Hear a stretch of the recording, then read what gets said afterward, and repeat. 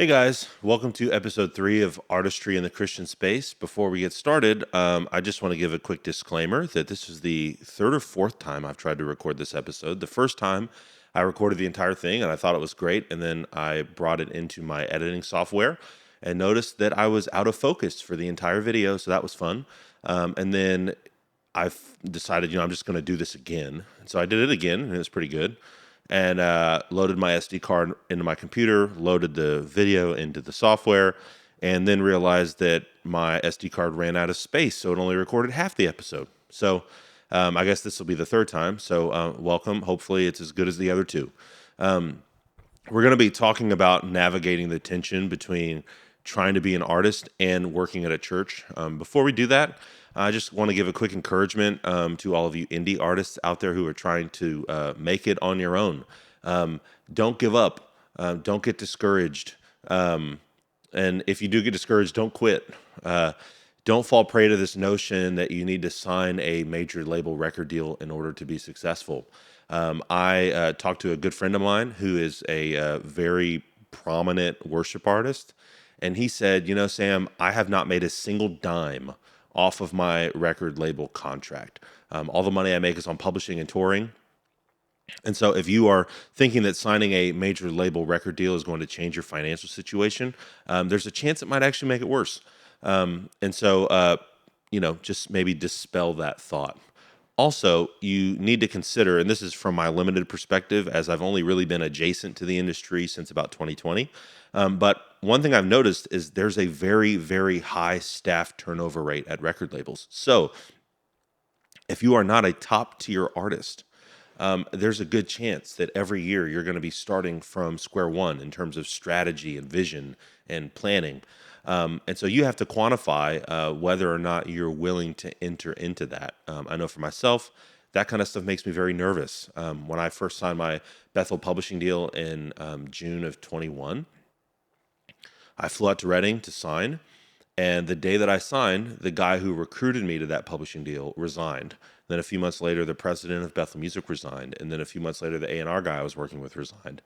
And by the time, I signed in June. So by the time the summer was over, I felt like there was like a clean slate in terms of staff, and they didn't quite know what to do with me. The vision of the label changed from doing albums for every artist to focusing on their once a year compilation record, which as a fan of Bethel music, I was like, man, I think that's a great move for you guys. As somebody who lives in Houston, who is trying to songwrite and get placements and get cuts, that was not a great thing for me. And so, you just have to quantify when you're signing a deal, whether that be a publishing deal or especially a record label deal, if you are willing to play the long game with that, because there is risks associated with that. For instance, if you sign a record label deal and they give you, I don't know, $50,000, $60,000 to record an album, and you do that, and then they put another $50,000 behind marketing, and then you want to talk about radio placements, they're putting thousands and thousands and thousands of dollars behind that. You have to pay a lot of that back, and you don't see a dime until you do. And so record labels are just banks. So you have to quantify in your desire to be successful whether or not you're willing to bet that your music is going to generate over that amount of money. Because for the most part, with streaming, not a lot of people buy physical copies of records anymore. And so the opportunities to make a killing on releasing music are less than they used to be. And so, but music still costs the same, if not more, to make. So you just have to account for all of that, count the cost. But there are plenty of opportunities to be successful as an indie artist. You can do Kickstarters, which I've done Kickstarters. Honestly, I didn't like it. I don't like putting myself out there that much. It felt really vulnerable, but we made it. You can do that. You can buy your own recording gear and record stuff at home. One of my favorite artists, Andy Squires, released an album of just voice memos, and it was great because people want that authenticity. You don't have to spend $100,000 making a record that sounds like every other CCM artist. You can do something that sounds different, and because it's different, by default, it will feel fresh. So just be encouraged. What you're doing is important. The industry desperately needs real artists. And so keep doing what you're doing. So I want to talk a little bit about this question of navigating the tension between being an artist and being on staff at a church. I want to preface that by saying I am going to talk about my opinions about that from a place of real privilege because I'm in probably the best scenario for that. My pastor was a worship leader for like 20 years. And so when he started seeing the doors open up for me to travel for music, to songwrite with other artists in the industry, he was like, bro, I'm pretty sure this is a quote. He said, any door that opens, I want you to walk through. Your job is not on the line. So that really created this sense of freedom in me to go, I can creatively flourish at a place like this. One of the things that's really helpful in navigating that relationship, though, and this is with any relationship, not just the relationship between artist and church, is just communication. So if you're on staff at a church, that's your job. You work there. And so, like any other job, you wouldn't just not show up to work. So if you are taking a trip or you're taking a day at home to like work on music, just communicate that. And honestly, like that's going to go so far in your relationship with them. Because if you just don't show up to work and trust that they know that you're just doing your thing, that's probably not going to go well for you in the long run. Also, you need to have a sort of relationship with your pastor where you're asking for advice, that you're also listening to feedback. Because there are things that we, especially as creatives, have in our life that we are maybe not incapable, but oftentimes we just have blind spots in our lives, and we need people who are outside of ourselves to speak into that. And so I think if you can build that relationship with your pastor, that will lengthen the leash, so to speak. I don't like using that analogy, but you will get more freedom if you have a good relationship with the people that are above you. Secondly, I want to talk about this the difference between being an artist and a worship artist. Being an artist is tough because these days you have to be a content manager, content creator, and you have to be in this constant state of self promotion. For instance, the camera that I am filming this on, I had a conversation with a A&R guy who used to be at Provident, which is a Christian label. And he said, Sam, we love your artist stuff. We love your songs. We just feel like you haven't told enough of your story. And for me, what that meant was you don't have enough followers on social media. And later on, I asked him, hey, is that what you meant? And he said, yes.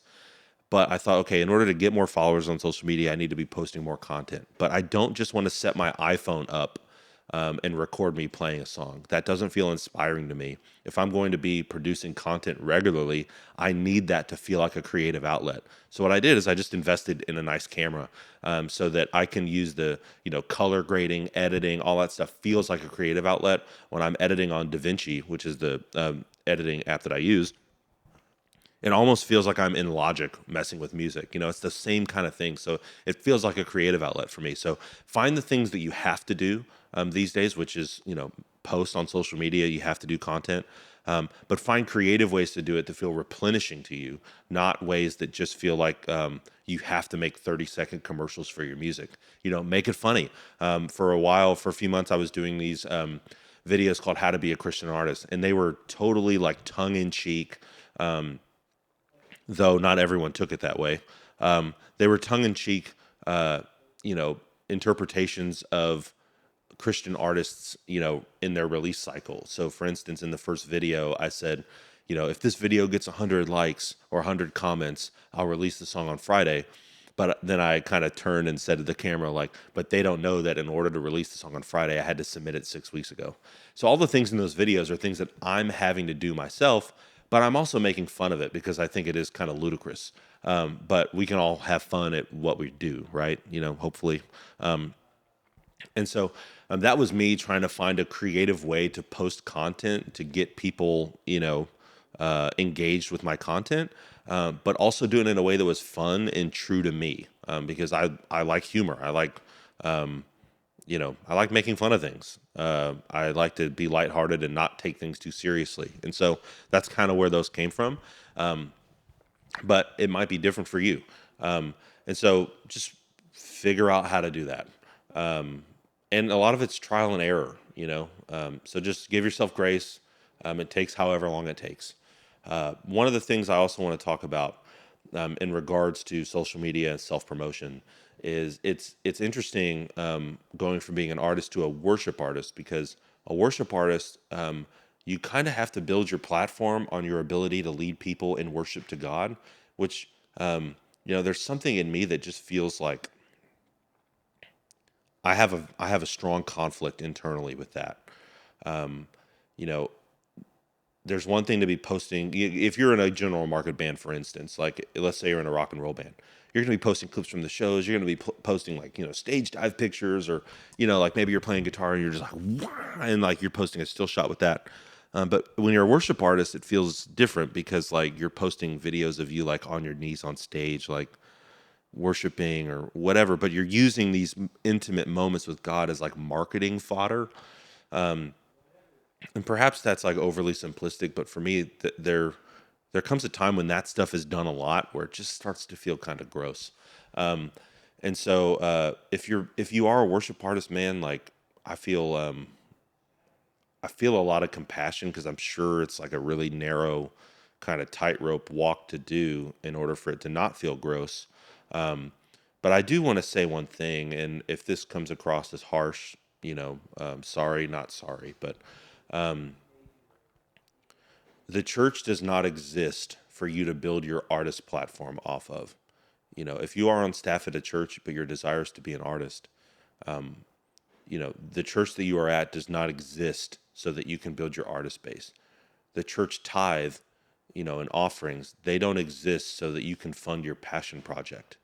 In Ezekiel 34, God has issues with the shepherds of Israel because, I think he says this at the very top of the chapter. He's like, this I have against you. You fleece the flock for your own gain, and you know the temptation to, if you're trying to be a worship artist but you're a part of a church, is to use your church as a means to build your platform, to use your churches. You're leading worship on a Sunday morning, and I don't mean to pull the curtain back too much, but you're leading worship on Sunday morning, but during worship you're thinking about, this would be a great moment on the live stream to splice up for social media content.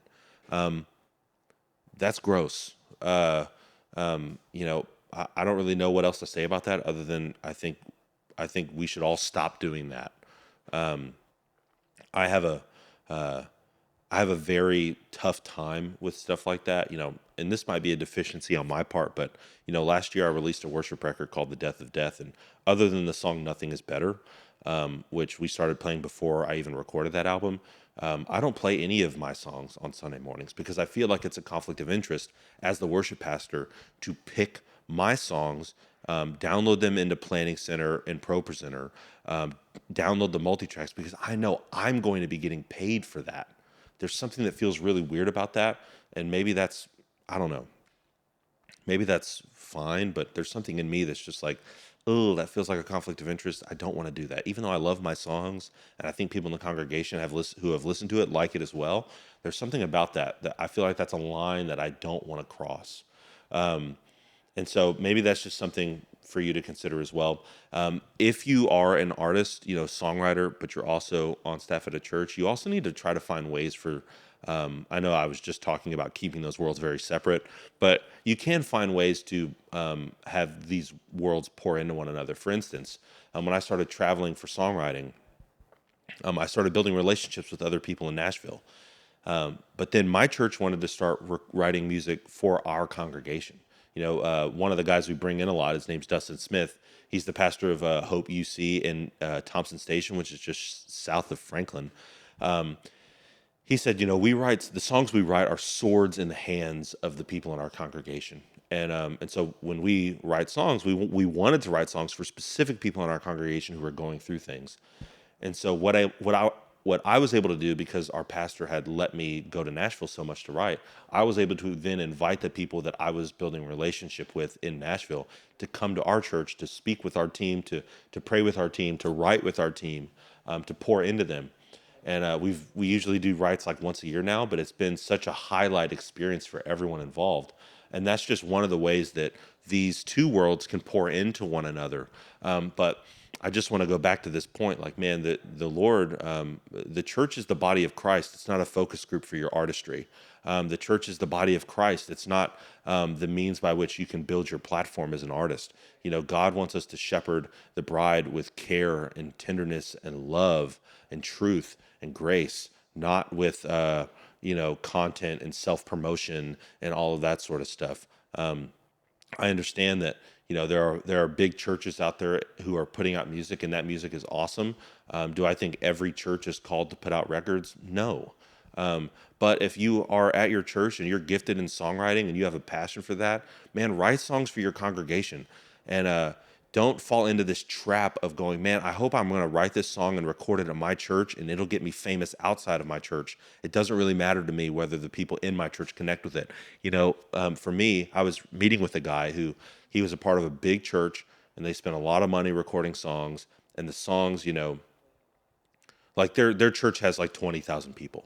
And but they were releasing songs, and months into the release they'd only have like 1,500 streams, which for me, I know I said the church isn't a focus group, but you can kind of see, like, okay, if you have a church of 20,000 people but your song after a few months only has 1,500 streams, there is a disconnect there. And as we were sitting at lunch, I was saying, hey, like, when you guys write, are you writing with like your congregation in mind? And his reaction to me asking that question was one of kind of bewilderment, like he had never thought of that before, which is kind of crazy to me. But all that to say, if you're writing songs for your church, write songs for your church. Don't write songs at your church that you hope get you famous outside of your church, because then you're just using your church as a means for your own like glorification, and that's gross. So let's not do that. All right, I think that's about all I have to say about artistry, and working in a church. I'm sure I'll think of more as soon as I stop recording this video, but hey, there's always next week's episode. So I hope you got something out of this. I hope you're encouraged, maybe convicted or whatever. Anyways, see you next time. Bye.